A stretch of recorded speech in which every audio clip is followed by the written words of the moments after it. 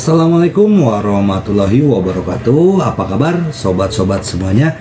Semoga kita semua dalam keadaan sehat jasmani dan rohani, tidak kekurangan satu apapun. Bab 676 sampai 680. Pertama datang Ye Chong, diikuti oleh semen kecil yang tampak seperti sedang mondar-mandir. Lalu ada kaki anjing Little Semen, anjing hitam tua di desa. Anjing hitam tua ini adalah salah satu yang berdarah Ye Chong untuk menghadapi zombie. Pada saat itu, dia tampak seperti akan mati, tapi sekarang dia terlihat jauh lebih energi. Anjing hitam tua itu menggonggong, seolah menciptakan momentum bagi Little Semen. Di belakangnya, ada 3 angsa besar yang kuat terbentang. Semuanya menjulurkan leher, mondar-mandir seperti 3 penjaga. Angsa diikuti oleh bebek, dan bebek diikuti oleh ayam prosesi perkasa sedang mengembara di desa. Tim ini diawasi oleh Ye Guangcai, yang sangat terkejut hingga hampir menjatuhkan gigi palsunya ke tanah. Dia memikirkannya, dan berkata pada dirinya sendiri, setiap kali Ye Chong kembali, sekelompok binatang buas mengikutinya. Tampaknya binatang buas ini juga berterima kasih atas Ye Chong Ende. Lalu aku memikirkannya lagi, orang-orang dari desa Nanju itu telah mengkhianati Ye Chong. Jadi, Ye Guang sampai pada kesimpulan, kadang-kadang, orang tidak sebaik hewan-hewan ini, baru. Setelah Ye Chong kembali ke rumah, penjaga kehormatan unggas bubar. Hanya Xiao Semen yang mengikuti Ye dan bergegas masuk ke dalam rumah. Ye Chong datang ke ruang bawah tanah villa. Ada banyak kamar kosong di ruang bawah tanah. Jadi Ye Chong datang ke kamar yang benar-benar kosong. Dia akan membuat lingkaran teleportasi di sini dengan Simu Jiding. Dalam hal ini, meskipun jaraknya ribuan mil, dia dapat diteleportasi kembali dalam sekejap. Ye Chong mengeluarkan tripod Simu Jia dari senjata ajaib luar angkasa. Ketika Xiao Semen melihat Simu Jia-ding, matanya berbinar, dan dia mengeluarkan, "Meong, benar saja, ada hal-hal yang baik, Meo." Ye Chong tidak repot-repot memperhatikan Xiao Semen, dan ditempatkan Simu Jia Ding di tengah ruangan. Kemudian, dengan pena cinnabar, dia menggambar lingkaran sihir merah di sekitar Simu Jiding di tanah. Pada langkah selanjutnya, jimat giok disematkan di beberapa posisi kunci. Persediaan jimat gioknya hampir habis. Sepertinya aku harus meminta batu giok yang bagus dari Luling dan Zhu Jiayin, lalu membuat jimat batu giok. Kata Ye Chong Sin, pada saat Ye Chong menyelesaikan pekerjaannya, hari sudah malam. Li Sujuan dan Ye Jiangwo juga kembali dari lapangan. Ye Chong melihat bahwa ini masih pagi. Dia tidak akan bisa mengaktifkan lingkaran sihir sampai bulan terbit di tengah malam, jadi dia pergi makan malam dengan orang tuanya. Dan Xiao Semen tinggal di ruang bawah tanah, tidak mau pergi, karena aura di sekitar Simu Jiding terlalu kuat. Ia dengan rakus menghirup aura di sekitarnya, sambil mengeong, tanpa henti. Li Sujuan dan Ye Guangcai secara alami sangat senang saat melihat Ye Chong kembali. Li Sujuan memasak meja makan besar. Zhou Yutong dan Lin Wan juga kembali, dan keluarga itu duduk di meja untuk makan dengan gembira. Ye Chong bertanya, "Ngomong-ngomong, Bu, bagaimana kabar kakek?" Li Sujuan berkata dengan penuh semangat, "Desa Nanju juga telah berkembang sekarang, dan hanya perlu 3-5 bulan untuk menyambungkan air dan listrik. Sebelumnya, situasi di desa Xiaoye kami serupa, dan mereka terus berkembang. Industri penanaman di sana juga meningkat sekarang, dan semua orang punya uang, tapi penduduk desa di desa Nanju masih tidak tahu bagaimana harus berterima kasih." Zhou Yutong dikatakan, Ye Chong berkata sambil tersenyum, "Lagi pula, hanya ada sedikit, dan mereka juga telah dihukum." "Benar, kakekmu mengatakan hal yang sama. Dia mengatakan bahwa sebagian besar penduduk desa di desa Nanju sebenarnya sangat berterima kasih padamu," kata Li Sujuan. Setelah makan, semua orang mengobrol sebentar. Saat ini sudah larut, semua orang pergi tidur, dan Ye Chong kembali ke ruang bawah tanah. Pada saat ini, bulan putih cerah telah terbit di langit, dan cahaya bulan perak bersinar melalui cahaya langit ke ruang bawah tanah villa. kebetulan bersinar di tengah lingkaran sihir yang digambar oleh Ye Chong. Semen kecil masih terbaring di sana, menyedot semangat dengan rakus. Ye Chong melihat bahwa itu hampir selesai, jadi dia mengerahkan energi sejatinya dan mengaktifkan lingkaran sihir. Lingkaran sihir memancarkan cahaya merah, mengubah seluruh ruangan menjadi merah. Little Semen terbangun dengan meong, dan bersembunyi di belakang Ye Chong. Lampu merah secara bertahap diserap oleh Si Mujiading, dan merah secara bertahap memudar, akhirnya berubah menjadi putih. Si Mujiading seperti ikan paus panjang yang menyerap air, menyerap keputihan seluruh ruangan ke dalamnya. Pada akhirnya hanya bagian dalam Si Mujiading yang memancarkan cahaya putih redup. Tampaknya ada lingkaran riak putih yang tersisa di sekitar Si Mujiading. Selesai, Ye Chong telah menyiapkan lingkaran teleportasi. Selama dia memiliki tripod Si Mujia di tangannya, dia dapat berteleportasi di antara kedua tripod sesuka hati. Dimanapun Anda berada di dunia, Anda dapat langsung berteleportasi kembali ke desa Xiaoye. Di masa mendatang, jika ada bahaya mendesak di sini, dia bisa kembali kapan saja. Di markas saluran ketiga di Yucheng, Zhu Jiayin dan sekelompok teknisi menatap layar. Biksu Baibao juga duduk di sampingnya, bermain dengan tas harta karunnya. Jiayin, kudengar kali ini kau dan Tuan Ye Chong menjalankan misi lagi. Tanya Biksu Baibao. Zhu Jiayin mengangguk. Hei, aku sudah lama tidak bertemu Tuan Ye Chong. Aku tidak tahu bagaimana keadaannya. Kata Biksu Baibao. Ye Chong juga menyelamatkan hidupnya saat itu. Zhu Jiayin berkata, sekarang dia menjadi lebih kuat, dan saya tidak tahu metode kultivasi apa yang digunakan anak ini. Ini hanya kemajuan pesat. Keduanya berbicara, dan tiba-tiba teknisi itu berteriak, ya, datang dan lihat. Semua orang segera mendekat ke layar. Di layar, sepotong layar pintu masuk stasiun kereta berkecepatan tinggi. Seorang pria jangkung kurus sedang membawa tas koper yang panjang dan sempit, tersenyum kepada inspektur keamanan di pos pemeriksaan keamanan. Ini Dongfeng, dijuluki Dongfeng Po, pembunuh kelas 1 Zusenman. Biksu Baibao mengenali orang ini. Saya telah bertarung melawan orang ini sebelumnya, dan saya dikalahkan dalam satu gerakan. Kultivasinya telah mencapai setengah langkah ranah prajurit. Apa, prajurit setengah langkah? Zhu Jiayin terkejut. Iya, tampaknya batas orang biasa telah terlampaui. Kata Biksu Baibao. Zhu Jiayin mengerutkan kening. Pembunuh dari Zusenman datang ke Luzhu. Jika tebakannya benar, tujuannya adalah untuk membunuh Ye Chong lagi. Kultivasi prajurit setengah langkah ini telah melampaui batas manusia, dan kekuatannya sangat menakutkan. Bahkan Ye Chong sama sekali tidak bisa menghadapi prajurit seperti itu. Ini adalah bagaimana melakukannya. Zhu Jiayin memikirkannya, tetapi dia tidak punya pilihan selain meminta bos untuk maju. Sekarang, hanya bos dari saluran ketiga yang bisa menangani petarung setengah langkah. Oh, apakah bos akan pergi? Biksu Baibao tampaknya tidak optimis. Aku akan mencobanya. Zhu Jiayin menggertakkan giginya dan berkata, untuk menyelamatkan Ye Chong, dia harus mencobanya. Di sisi lain, di Luzhu, cabang dari Pure Natural Beauty Shop. Sejak publisitas Zhao Meiting, produk salon kecantikan Tang Chun telah terjual habis. Meski 5 cabang telah dibuka di Luzhu, mereka masih sangat sibuk. Nilai keluaran keuntungannya telah melampaui rantai toko rantai kecantikan muda nomor 1 asli di China. Langkah selanjutnya dari rencana Tang Chun adalah membuka rantai salon kecantikannya sendiri dan menduduki pasar di seluruh negeri. Hari ini, dia sedang duduk diam di salon kecantikan, memeriksa rekening terbaru. Saat ini, seorang tamu istimewa masuk dari pintu, seorang tamu laki-laki. Meskipun tidak ada kekurangan pria di salon kecantikan, sebagian besar pria ini datang dengan teman wanitanya. Jarang ada pria yang datang sendirian. Namun, kecantikan bukanlah hak paten wanita. Tentunya pria juga berhak atas kecantikan. Segera, seorang wanita penyambutan naik untuk menerima pria ini.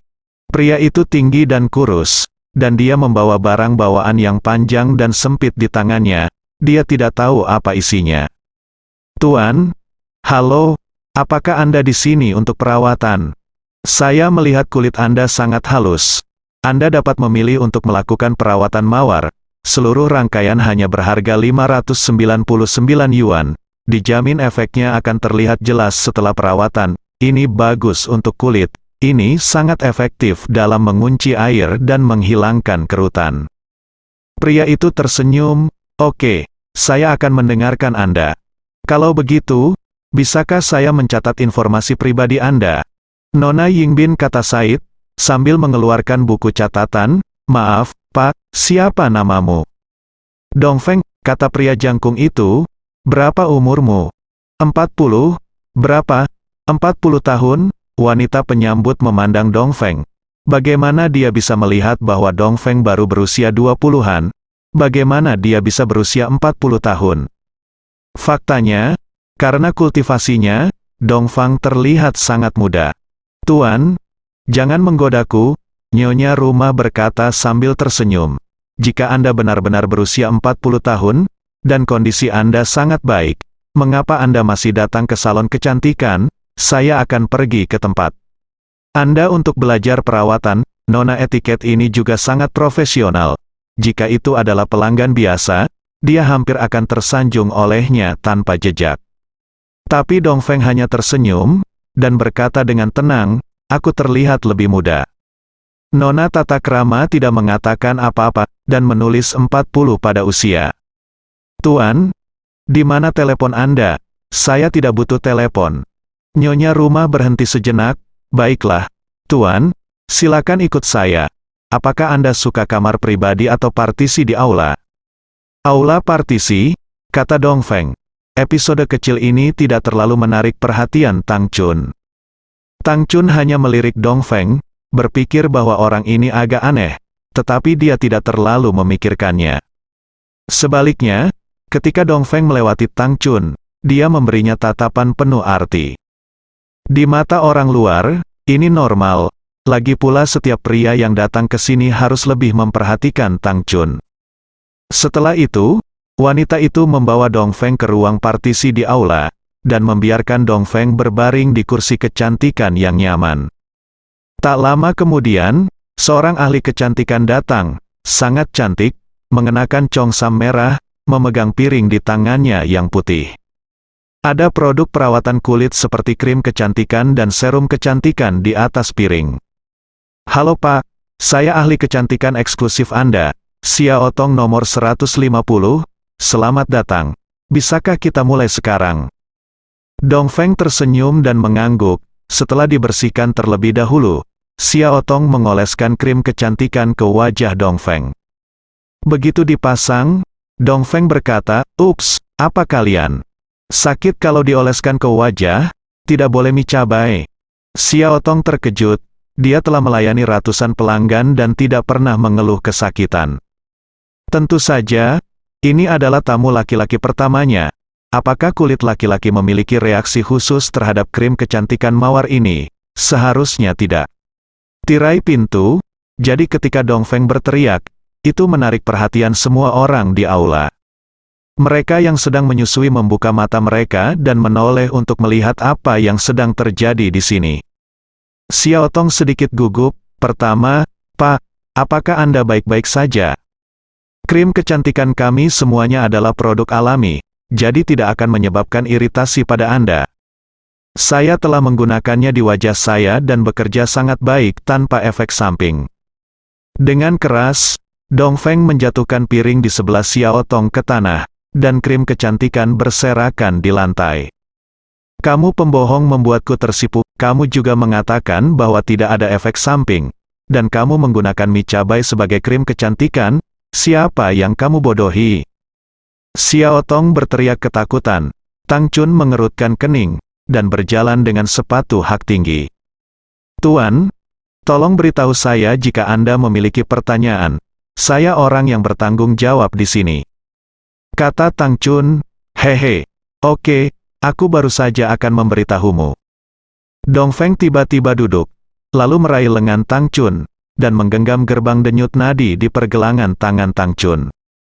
Tubuh Tang Chun melembut, dan dia merosot ke kursi kecantikan dengan "Ups."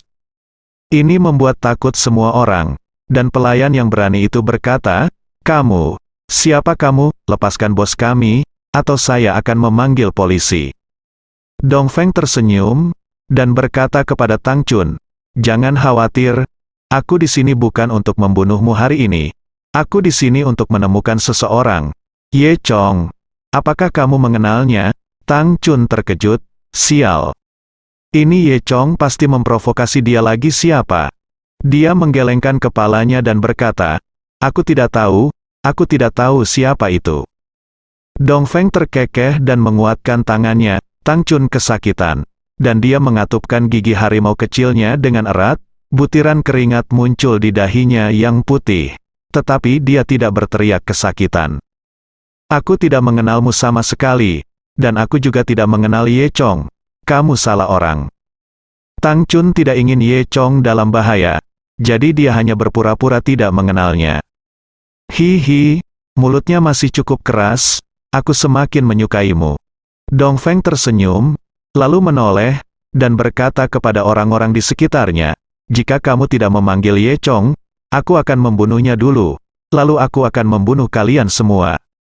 Ketika pelanggan di salon kecantikan melihat hal sebesar itu, mereka lari ketakutan. Di salon kecantikan Nuoda, hanya beberapa ahli kecantikan di Chongsam dan wanita penyambutan yang tersisa dalam sekejap mata. Tang Chun menolak untuk menghubungi Ye Chong meskipun dia meninggal. Namun, bawahannya tidak begitu kuat. Dongfeng mengeluarkan ponsel Tang Chun, melemparkannya ke nona tata krama tadi, dan berkata, "Pergilah, panggil Ye Chong. Kalau tidak, aku akan membunuh bosmu." Seperti yang dia katakan, dia meraih leher Tang Chun, dan dalam 2 detik, wajah Tang Chun memerah. Nyonya Etiket sangat ketakutan hingga dia menangis. "Wo, jangan bunuh bos kita, aku akan memukulnya sekarang." Tang Chun ingin menghentikan gadis kecil itu menelepon, tetapi lehernya dicekik, dan dia tidak dapat berbicara. Pada saat ini, Ye Chong, yang berada jauh di desa Xiaoye, dengan malas berjemur di bawah sinar matahari di halaman rumahnya. Tiba-tiba telepon berdering. Dia mengangkatnya. "Halo." "Ya, apakah Tuan Ye?" Suara di seberang telepon sangat gugup, dan Ye Chong tiba-tiba memiliki firasat buruk. "Siapa itu?" Aku, Xiaoli dari salon kecantikan." "Xiaoli, Tuan Tang kami, diculik," dan orang yang menculiknya berkata, aku ingin melihat Xiao Li." Dia menjadi semakin gugup saat dia pergi ke belakang, dan pada akhirnya dia bahkan tidak bisa menyelesaikan pidatonya. Dongfeng sangat tidak sabar. "Kamu gadis bodoh, nyalakan speakerphone, biarkan aku memberitahumu." "Takut." Xiaoli dengan cepat menyalakan handsfree. Dongfeng terkekeh. "Apakah itu Ye Chong? Untungnya, teman lamamu ada di tanganku. Aku akan memberimu 3 jam untuk segera datang. Jika tidak, aku akan membunuhnya." Tang Chun dikendalikan oleh Dongfeng. Tetapi ketika dia mendengar Dongfeng mengatakan bahwa dia adalah teman lama Ye Chong, wajahnya tiba-tiba memerah. Untungnya, dia kehabisan nafas karena dicubit tadi, dan wajahnya sudah merah. Jadi dia hanya bisa menutupinya, jika tidak, dia akan semakin malu. Ketika Ye Chong mendengarnya, Tang Chun tertangkap. Ini sangat menakjubkan. Dia segera berdiri dari kursi malas. "Oke, tunggu, aku akan pergi ke sana sekarang. Jika kamu berani menyakiti Tang Chun sedikit pun, aku tidak akan membiarkanmu." "Kasihan, aku tidak tega menyakitinya, tetapi itu tergantung pada Anda. Jika Anda tiba dalam 3 jam, semua orang akan baik-baik saja. Jika Anda tiba dalam 3 jam, setiap lebih dari 1 menit, saya memutuskan salah satunya jari, hehehe." Ye Chong mendengus dingin, menutup telepon, dan kemudian buru-buru berlari menuju helipod di desa. Dongfeng juga menjatuhkan telepon dan sedikit tersenyum. Dia tahu bahwa Ye Chong pasti akan muncul. Dia memandang Tang Chun, nafsunya berangsur-angsur bangkit. Dia mendekatkan hidungnya ke rambut Tang Chun, dan mengendusnya dengan keras. "Iya, baunya sangat enak, gadis yang sangat cantik. Aku tidak tahan menyentuhnya." Tang Chun ingin menghindar dengan jijik, tetapi pergelangan tangannya masih dikendalikan oleh Dong Feng, dan dia tidak bisa melepaskan diri sama sekali. Di sisi lain, Ye Chong sudah mengendarai helikopter, bergegas dari desa Xiaoye ke Luzhu dengan kecepatan tercepat. Meski melaju sangat cepat dan langit tidak terhalang, Ye Chong masih merasa lambat. Dia memutuskan untuk membuat lingkaran teleportasi di Luzhu nanti, sehingga mereka dapat saling berteleportasi di dua tempat. Hanya 2 jam kemudian, helikopter Ye Chong sudah diparkir di Bukit Tandus dekat salon kecantikan Tang Chun. Saat dia turun dari pesawat, telepon Ye Chong berdering lagi. Zhu Jiayin lah yang menelepon. "Ye Chong, kamu di mana?" Ye Chong berkata, "Aku punya sesuatu yang mendesak untuk dilakukan sekarang. Kamu harus berhati-hati, kami punya berita terbaru. Killer Dong Feng, dia datang ke Luzhu beberapa hari yang lalu, seharusnya ditujukan padamu." Kata Zhu Jiayin, "Juga, kami memeriksa keberadaannya, dan dia benar-benar pergi ke makam dinasti Song di Qingchang, dan pada saat yang sama dengan kami beruntung tidak bertemu dengannya." Ye Chong tiba-tiba mengerti, mungkin guru yang saya lihat di Laolonggo sebelumnya adalah pembunuh Zhu Shenmen. Tak perlu dikatakan, pasti orang inilah yang mengancamnya untuk datang hari ini. Zhu Jiayin melanjutkan, "Dong Feng ini sangat kuat dan telah mencapai ranah prajurit setengah langkah. Jika Anda bertemu dengannya, jangan melawannya. Terlalu menakutkan, prajurit setengah langkah." Ye Chong sedikit aneh, dia juga ingin tahu lebih banyak tentang Dong Feng ini, dan dia akan mengetahuinya saat dia bertarung. Setelah itu, Zhu Jiayin menjelaskan kepada Ye Chong apa itu prajurit. Artis bela diri adalah nama yang diberikan kepada mereka yang telah melampaui batas manusia dan pencapaian seni bela diri mereka telah mencapai tingkat lain di dunia seni bela diri saat ini. Ini hanya dikembangkan di zaman modern. Jadi warisan Dewa Naga Ye Chong tidak mencatat metode pembagian ini. Dalam warisan Dewa Naga Ye Chong, lebih banyak metode kultivasi dibagi menjadi metode kultivasi kuno seperti pelatihan ki dan pembangunan fondasi. Apalagi orang yang bisa mencapai ranah kesatria sangat sedikit, jadi orang biasa tidak tahu apa-apa tentang itu. Meskipun Ye Chong telah menjadi prajurit selama bertahun-tahun, dia belum pernah mendengarnya. Ranah prajurit berada di luar imajinasi, bahkan mereka yang telah mengolah energi sejati dan diakui sebagai master seni bela diri oleh dunia tidak memenuhi syarat untuk disebut prajurit sama sekali. Hanya mereka yang telah melampaui batas manusia, yang dikatakan telah mengembangkan kekuatan batin, yang bisa disebut prajurit. Dan Dong Feng telah mencapai basis kultivasi prajurit setengah langkah, jadi kekuatannya sangat menakutkan. Itu bisa dilihat. Ye Chong tersenyum kecut, dan berkata, "Aku tidak ingin main-main dengannya, tapi dia datang menemuiku, aku akan menemuinya sekarang." Ye Chong, "Jangan pergi ke sana, tunggu aku," kata Zhu Jiayin. Ye Chong tersenyum lagi, "Tidak, aku harus pergi ke sana." "Ye Chong, dengarkan aku." Sebelum Zhu Jiayin selesai berbicara, Ye Chong menutup telepon. Ye Chong merasa aneh, apakah Zhu Jiayin akan berguna untuk datang? Jika Dong Feng ini benar-benar sekuat yang dikatakan Zhu Jiayin, mungkin 100 Zhu Jiayin tidak akan berguna. Meski lawannya kuat, tapi bagi Tang Chun, Ye Chong tidak punya pilihan selain mengambil risiko dan menemui Dong Feng ini. Di sisi lain, Zhu Jiayin meletakkan telepon, buru-buru berlari ke kantor di lantai 3, membuka pintu tanpa mengetuk, dan masuk. Ada seorang lelaki tua berjaket kuning di kantor, berpakaian sangat gaya. Dia memiliki rambut abu-abu yang digulung menjadi ikal besar, sebatang rokok tergantung di mulutnya, sebotol bir dengan tongkat hijau besar di sebelahnya, dan dia sedang memainkan gitar di tangannya. Dia mengangkat tas di bawah matanya dan melihat Zhu Jiayin. "Apa yang kamu lakukan?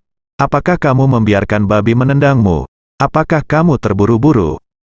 Zhu Jiayin berkata, "Bos Yu, Dong Feng telah muncul, ayo cepat pergi." Bos Yu, ini adalah pemimpin saluran ketiga, Yu Daye. Dia sangat enggan, membenci dirinya sendiri karena tidak menahan godaan sebelumnya, dan menerima 2 set album foto yang diambil oleh Zhu Jiayin sendiri. Dia setuju dengan Zhu Jiayin untuk berurusan dengan Dongfeng. Yu Daye dengan lembut meletakkan gitar di tangannya, dan membelai rambut keritingnya dari depan ke belakang. Ayo pergi. Di sisi lain, di salon kecantikan, Dongfeng memandang Tang Chun dengan ekspresi sempit di wajahnya. Cantik, berapa umurmu tahun ini? Di mana kampung halamanmu? Dilihat dari penampilanmu, kamu mungkin tidak ada hubungannya dengan laki-laki, kan? Mengapa kamu tidak menunggu sampai aku membunuh Ye Chong dan berselingkuh dengan kamu malam ini? Dongfeng wajahnya celaka, Tang Chun merasa semakin jijik, dan menutup matanya dan tidak berbicara. Pada saat ini, suara yang kuat tiba-tiba datang dari luar. Orang tua Dongfeng, saya di sini, keluar untuk bertarung. Ye Chong yang berbicara. Ye Chong tidak masuk ke dalam rumah, karena dia takut menyakiti orang lain, jadi dia hanya berteriak dari atas gunung di kejauhan. Dia mengirim kata-katanya dengan energi sejati.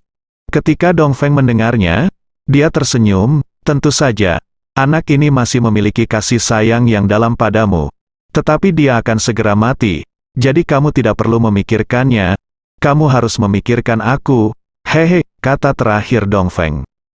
Hanya dia mengeluarkan suara dan tubuhnya bergerak pada saat yang sama sebelum Tang Chun dan yang lainnya bisa bereaksi, dia sudah menghilang di depan pintu. Tang Chun merasa lega, pergelangan tangannya terjepit merah.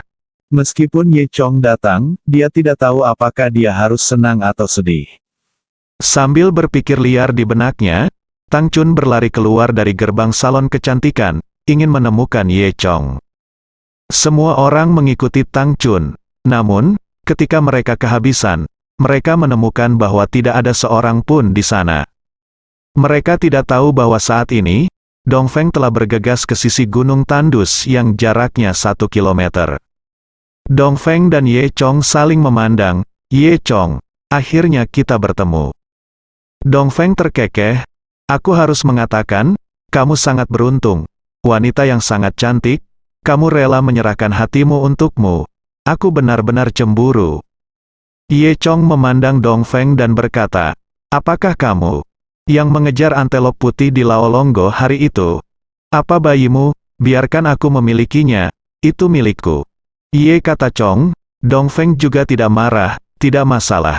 Bagaimanapun, setelah kamu membunuhmu, semua yang kamu miliki adalah milikku, termasuk wanitamu. Saat berbicara, Ye Chong telah mengeluarkan pedang tulang ikan, diam-diam menuangkan semangat naga dan phoenix. Dalam sekejap, pedang tulang ikan itu menjadi pedang sepanjang 1 meter. Ye Chong tahu betapa kuatnya Dongfeng, dan dia tidak berani mengabaikannya, jadi dia memutuskan untuk membunuh lawan secara instan dengan gerakan unik segera setelah dia bergerak. Ketika Dongfeng melihat pedang tulang ikan, matanya berbinar. Dia tahu bahwa ini pasti bayi di dalam perut antelop putih. Tidak ada gunanya berbicara terlalu banyak, ayo bertarung.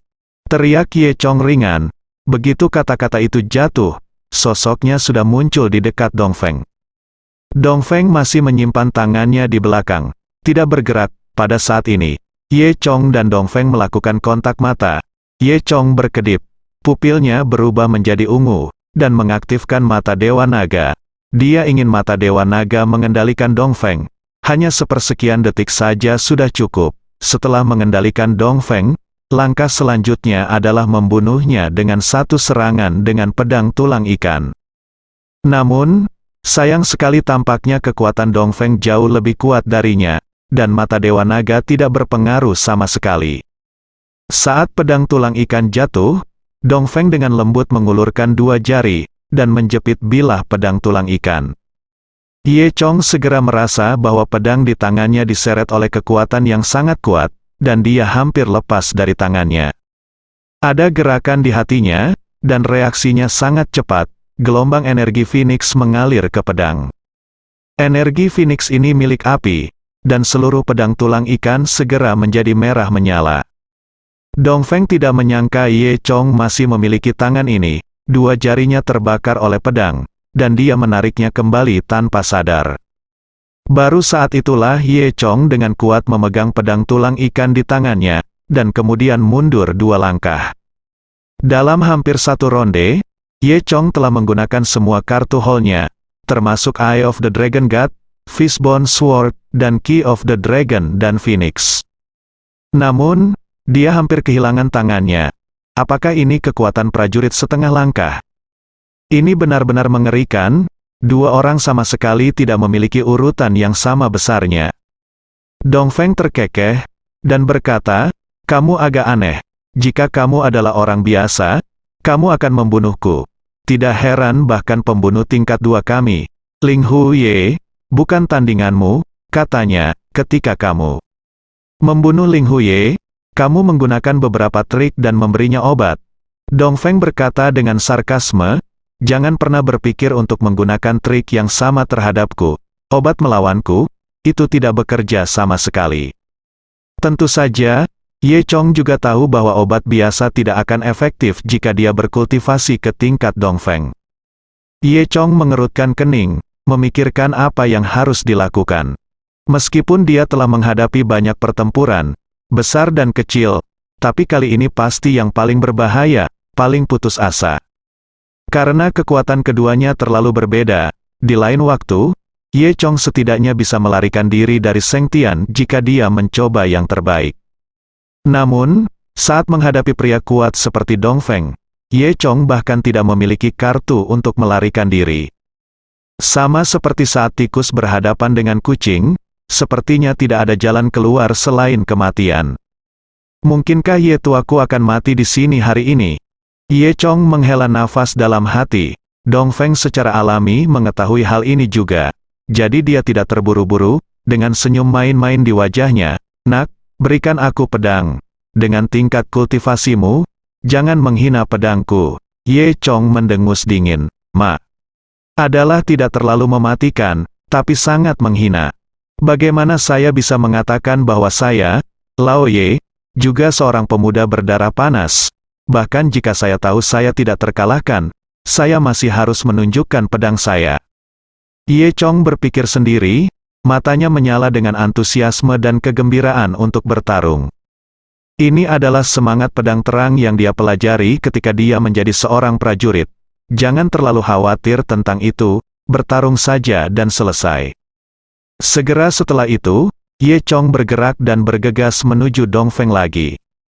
Kali ini, dia ingin mengandalkan kecepatan dan kekuatannya untuk setidaknya membuat Dongfeng terluka. Dan Dongfeng sudah mengetahui kartu Ye Chong, jadi tidak mungkin Ye Chong membiarkan Dongfeng menderita lagi. Dongfeng mendengus dingin, dan menamparkan pedang tulang ikan dengan telapak tangan dengan santai. Telapak tangan ini tampak lembut, tetapi membawa kekuatan internal yang jauh lebih kuat dari Dongfeng. Kekuatan internal Dongfeng sudah sangat kuat, dan ketika mencapai konsentrasi kekuatan internal, Dongfeng bisa menjadi pejuang sejati. Kekuatan internal ini ditransmisikan ke tangan Ye Chong di sepanjang pedang tulang ikan. Ye Chong segera merasakan mati rasa di lengannya, dan pedang Yubone hampir jatuh dari tangannya lagi. Kekuatan internal tidak berhenti di lengannya, dan langsung melewati lengannya ke jantungnya. Ye Chong hanya merasakan kejutan di hatinya, seolah-olah seseorang memukulnya dengan palu godam. Setelah itu, dia sangat terkejut sehingga dia mundur 5 atau 6 langkah, dengan rasa manis di mulutnya, dan seteguk darah menyembur keluar. Untuk beberapa saat, kakinya lemah, dan dia hampir tidak bisa menahannya. Dia menancapkan pedang tulang ikan itu ke tanah dan bersandar pada pedang tulang ikan itu untuk berdiri kokoh, laju. Kekuatan Dongfeng ini terlalu kuat, dengan hanya satu gerakan, Ye Chong terluka parah. Ye Chong merasakan zeki di tubuhnya bergolak, tidak peduli seberapa keras dia berusaha, dia tidak bisa menenangkan zeki. Ini berarti dia telah kehilangan kekuatan bertarungnya. Ye Chong tidak pernah merasa begitu tidak berdaya, dan dia tidak memiliki kesempatan untuk mati bersama pihak lain. "Hei, kamu cukup mampu. Jika kamu tidak membunuh begitu banyak orang dari Zusenmen, Mungkin aku bisa menerimamu sebagai murid, tapi sekarang, Zhu Shenmen telah mengeluarkan perintah kematian untuk membunuhmu. Hei, aku tidak bisa melakukannya apapun. Kata Dongfeng sambil mencibir. Ye Chong mengerutkan kening, memikirkan cara. Tidak mungkin, saat ini, tiba-tiba ada dua orang. Dongfeng berkata sambil tersenyum, jangan dipikirkan, bagaimanapun juga, kamu sudah mati hari ini. Aku, Dongfeng, punya kebiasaan membunuh orang. Aku dapat membantu orang yang saya bunuh untuk memenuhi keinginan terakhir mereka. Jika Anda memiliki kata-kata terakhir, Anda dapat mengatakannya sekarang. Selama Anda mengatakannya, saya bisa melakukannya untuk Anda. Ada sedikit sarkasme di kata-kata Dongfeng. Benarkah? Maka keinginanku adalah, biarkan aku pergi, kata Ye Chong. Dongfeng tidak bisa berkata apa-apa. Beraninya kamu menggodaku ketika kamu akan mati, aku akan membunuhmu sekarang. Ye Chong belum berbicara, hanya mendengar suara dari kejauhan. Hehe, nada yang besar, bahkan aku Yu Daye tidak tahan lagi. Begitu dia selesai berbicara, dua orang keluar dari balik hutan. Itu adalah Zhu Jiayin dan Yu Daye. Yu Daye memiliki rambut keriting, sebatang rokok menjuntai dari mulutnya, dan sebotol anggur hijau yang biasa dikenal sebagai tongkat hijau besar di satu tangan, tampak malas. Meski terlihat malas, namun Dongfeng merasa bahwa Yu Daye ini jelas bukan orang biasa. Dongfeng bertanya dengan hati-hati, siapa kamu? Yu Daye mengabaikan Dongfeng, tetapi menatap Ye Chong. Ketika Ye Chong melihat kedua orang ini, dia merasa sangat aneh. Jiayin, mengapa kamu di sini? Siapa? Ini, Yu Daye tersenyum, anak laki-lakimu adalah Ye Chong. Kudengar kamu telah banyak membantu Jiayin kami, Zhu. Jiayin buru-buru berkata kepada Ye Chong. Ye Chong, ini adalah bos dari saluran ketiga kami, Yu Daye, kami semua memanggilnya Bos Yu, ternyata menjadi nomor satu dari saluran ketiga. Ini benar-benar tidak terlihat seperti ini. Ye Chong berpikir sendiri, Yu Daye melanjutkan, pemuda itu memang berbakat tampan, tidak heran Jiayin kami sangat peduli padamu, untuk menyelamatkanmu, dia bahkan memberiku 2 set album foto sekaligus. Yu Daye tutup mulut dengan cepat di tengah berbicara. Maksudku, aku diberi 2 set itu, curang. Wajah Zhu Jiayin juga memerah, dan dia diam-diam menyalahkan Yu Daye atas menjadi tua dan tidak bermoral. Namun, jangan memandang Yu Daye sebagai orang tua dan tidak bermoral, kekuatannya tidak tersembunyi. Pada saat ini, Yu Daye memandang Siang Dongfeng, dan berkata dengan tenang, apakah kamu pembunuh tingkat pertama Zhu Shenmen, Dongfeng? Menatap Yu Daye dengan ganas dan berkata, aku tidak peduli siapa kamu, hari ini aku akan membunuh kamu. Ini Ye Chong, kamu sebaiknya tidak terlalu cerewet, jika kamu bersikeras untuk ikut campur, maka kita akan bertarung sampai mati, saya pikir itu tidak baik untuk siapapun, hehe. Yu Daye mencibir, kamu benar-benar anak laki-laki, merajalela. Izinkan saya memberitahu Anda, bahkan jika Anda adalah kepala Zhu Shenmen, Anda tidak akan berani berbicara dengan lelaki tua ini. Mengatakan itu, sosok Yu Daye melintas, dan detik berikutnya, dia sudah dekat Dongfeng. Bentak, sebuah tamparan menghantam wajah Dongfeng. Dongfeng tidak bereaksi sama sekali, tetapi langsung ditampar oleh Yu Daye. Dan tamparan ini, yang tampaknya biasa saja, langsung menamparkan Dongfeng. 2 gigi patah keluar dari mulut Dongfeng, darah juga mengalir keluar, dan seluruh tubuhnya terbang keluar, menabrak pohon terdekat sebelum berhenti. Bahkan Ye Chong tidak menyangka bahwa kekuatan Yu Daye begitu kuat. Dongfeng sudah menjadi prajurit setengah langkah, namun di tangan Yu Daye, dia tidak berdaya untuk melawan. Mungkinkah Yu Daye sudah menjadi pejuang sejati? Ye Chong memikirkan hal ini, memandang Zhu Jiayin di sebelahnya, dan meminta konfirmasi dengan matanya. Zhu Jiayin secara alami tahu apa yang dipikirkan Ye Chong, sedikit mengangguk, dan berkata dengan bangga. Luar biasa, jangan lihat penampilan gila dan bimbang Bos Yu yang biasa. Tapi dia adalah master sejati. Jika tidak, Bagaimana dia bisa bertanggung jawab atas pekerjaan itu? Di mana kepala saluran ketiga? Di sisi lain, Dongfeng sangat pusing dan menatapnya dari pemukulan sehingga dia mencoba 2 atau 3 kali sebelum bangkit dari tanah. Yu Daye dengan santai meniup cincin asap, lalu mengambil tongkat hijau besar dan menyesap anggur. Aku akan mengampuni anjingmu hari ini. Kembalilah dan beritahu Master Sektemu. Jika Zhu Shenmen berani datang ke Jiangdong di masa depan, berhati-hatilah dan aku akan menghancurkan semua dewamu. Dongfeng bangkit dari tanah dan menatap Yu Daye dengan hati-hati. Dan berkata dengan galak, "Oke, kamu bisa melakukannya. Jangan sombong. Jangan berpikir bahwa kamu sangat kuat. Jika ketua sekte kami bergerak, kamu sama sekali bukan tandingannya. Beraninya kamu terlalu banyak bicara." Dongfeng sangat ketakutan sehingga dia menoleh dan melarikan diri. Yu Daye tidak mengusirnya, tetapi hanya tersenyum. Zhu Jiayin berkata sambil tersenyum, "Bos Yu, kamu masih yang terbaik. Kamu mengusir pembunuh tingkat pertama yang omong kosong ini." Ye Chong tidak bisa menahan senyum pahit, dan berkata pada dirinya sendiri, tidak terbayangkan bahwa orang tua seperti itu begitu kuat. Wajah Zhu Jiayin memerah, dan dia melirik Yu Daye dengan mencela, Oke, mengerti, kamu bisa pergi." Yu Daye menyalakan sebatang rokok lagi, lalu menepuk bahu Ye Chong, dan berkata, "Anak muda, kamu masih muda dan menjanjikan, aku optimis tentangmu." Setelah berbicara, Yu Daye pergi dengan santai. Zhu Jiayin tetap tinggal, dan dia berencana untuk diam-diam mengikuti Dongfeng yang terluka parah untuk melihat apakah dia dapat menemukan petunjuk ke markas Zhu Shenmen. Ini juga alasan mengapa Yu Daye tidak membunuh Dongfeng. Sekarang Ye Chong terluka parah, dia tidak bisa membantu Zhu Jiayin, jadi dia hanya bisa memberitahu Zhu Jiayin untuk berhati-hati. "Jiayin, terima kasih, kamu menyelamatkan hidupku kali ini." Zhu Jiayin tersenyum tipis dan berkata, "Kamu lebih sering menyelamatkanku, jadi mengapa tidak bersikap sopan?" Setelah berbicara, Zhu Jiayin pergi. Ye Chong duduk di tanah, mengatur napasnya sebentar, dan merasa sedikit lebih baik sebelum turun gunung ke salon kecantikan. Di pintu salon kecantikan, Tang Chun dan yang lainnya masih melihat sekeliling dengan cemas. Baru setelah Tang Chun melihat Ye Chong berjalan kembali, dia merasa sedikit lega.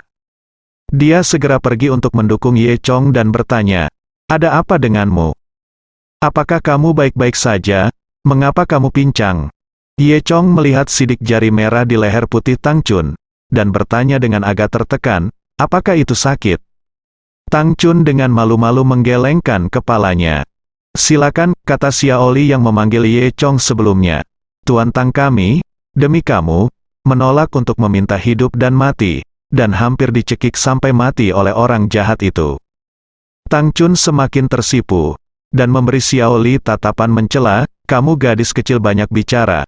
Lihat aku, jika kamu tidak berbalik, kamu akan merobek mulutmu." Xiaoli menjulurkan lidahnya. Ye Chong sangat tersentuh sehingga dia hampir ingin naik dan mencium Tang Chun. Dia berkata, "Xiao Chun, kamu sangat baik padaku." Tang Chun semakin tersipu, menundukkan kepalanya dan berkata, "Bah, siapa yang baik padamu? Aku, aku, itu aku." Berbicara tentang ini, Tang Chun tidak tahu bagaimana mengarangnya. Gadis-gadis di sebelahnya menutup mulut mereka dan tertawa. Tang Chun mendengus dan memberi mereka pandangan kosong. Pergi bekerja." Ye Chong dan Tang Chun makan malam, lalu mengemudikan helikopter kembali ke desa Xiaoye. Dia menderita cedera yang sangat serius kali ini, dan dia perlu istirahat dengan tenang untuk sementara waktu. Aura di dojo Istana Naga Kaya, dan ada ladang obat di gunung belakang, jadi sangat cocok untuk istirahat. Pada saat ini, akan sangat bagus jika Zhang Xiaojun atau Zhao Meiting ada di sisinya. Dia akan dapat melewati metode kultivasi ganda, dan menjadi lebih baik lebih cepat. Namun, salah satu dari keduanya berada di luar negeri dan yang lainnya sedang syuting di luar, dan mereka tidak dapat dihubungi sekarang. 3 jam kemudian, Ye Chong kembali ke desa Xiaoye. Hal pertama yang dia lakukan adalah pergi ke gunung belakang dan mematahkan lengan kayu manis. Kemudian, dia kembali ke rumahnya. Saat ini, malam sudah larut. Ye Chong pergi di siang bolong, pergi tanpa pamit, dan tidak mengatakan apapun kepada siapapun. Namun, semua orang tidak peduli. Mereka semua sudah terbiasa. Ye Chong selalu datang dan pergi dengan tergesa-gesa, dan selalu menghilang secara tiba-tiba. Jadi, saat Ye Chong pulang, semua orang sudah tidur. Ye Chong langsung naik ke platform di lantai 3. Ini adalah lokasi dengan aura terkuat di seluruh Dragon Palace Dojo dan lokasi yang paling cocok untuk budidaya. Ye Chong duduk bersila, pertama mengedarkan naga dan Phoenix Ki selama seminggu, lalu memakan kayu manis. Ketika kayu-kayu manis masuk ke mulut, saya langsung merasakan kesejukan, dan aromanya mengalir ke seluruh tubuh. Meridian dan tulang yang rusak sedang diperbaiki sedikit demi sedikit terlihat dengan mata telanjang. Setelah duduk bersila seperti ini hampir sepanjang malam, Ye Chong merasa bahwa dia telah pulih sebesar 30%. Semen kecil muncul entah dari mana. Meo, apakah kamu terluka? Apakah ada orang lain yang bisa mengalahkanmu seperti ini? Meong, Ye Chong membuka matanya dan berkata, aku bertemu dengan master sejati. Pergi dan balaskan dendammu. Meong bersambung.